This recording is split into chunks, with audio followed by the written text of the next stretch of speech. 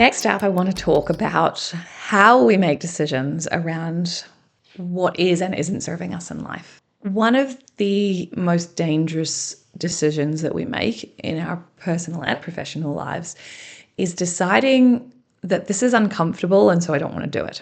And it can be really, really hard at times to differentiate between this is an uncomfortable feeling and I want to avoid it, so I want to change jobs or change teams or quit or leave this relationship, as opposed to this is toxic and bad for me and I should definitely change it or leave the job or leave the relationship.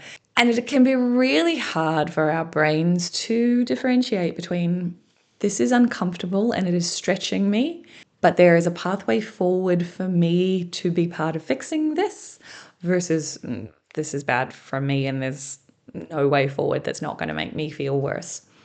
So one of the ways that I like to frame this for people is around when you're making choices about what you want to do next, career or personal wise, making sure that we're moving towards something we want rather than running away from something that is making us uncomfortable.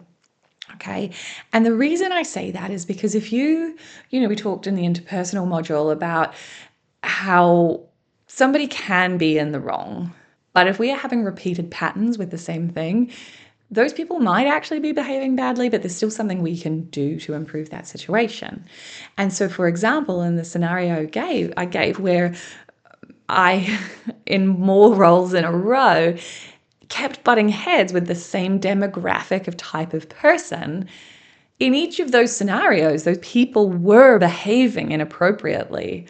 But if I just kept going through my life going, oh, well, they are the bad guy in this situation, I was going to keep meeting those people and I was going to keep finding myself frustrated and butting heads and potentially leaving jobs because of it.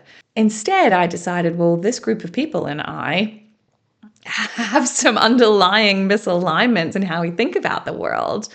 What is going to serve me to move forward in my life with this? Okay. And so I personally put a lot of work into resolving that challenge by doing more genuine me work on how can I get more in the head of what's going on for them? How can I be better served by learning to work with that demographic of person? And then moving into a role where I didn't have to deal with that demographic of person.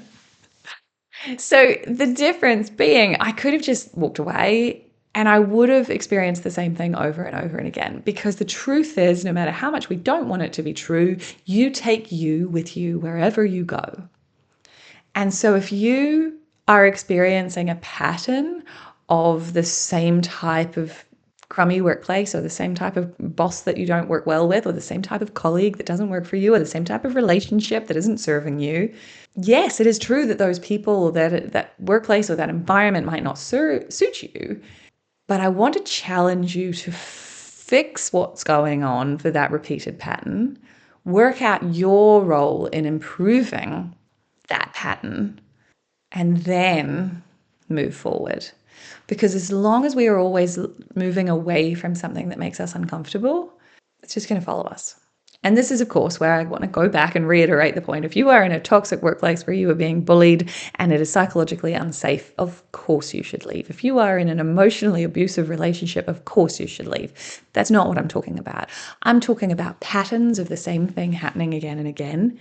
Conflict types, relationship types, workplace types, where you start to notice, oh, next time I'm going to get a job that doesn't do X, Y, Z, or I'm going to work in a place where they don't have, or I don't want a male boss, or I don't want this, or anything where you are avoiding in your next job something that made you uncomfortable in the last 2 or 3 jobs. You're just taking yourself with you. And you might even avoid it in the next job by avoiding that exact thing. But at some point in your life, it's going to pop back up. So try to do the work to make sure that when you're ready to move on, you are moving towards something that you want.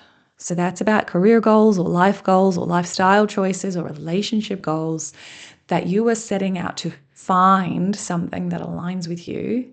And yeah, you can start to choose to avoid the things that drain you. And if working with that particular demographic of person is draining for you because you've done the mental work on having to work a bit harder to meet them in the middle, to not have conflict, that's fine to now start looking at ways to minimize that impact on your life. And that might be looking for roles that have less of that.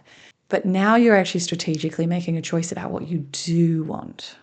Okay, so we're using this skill to spot green flags rather than avoiding red flags. Yeah.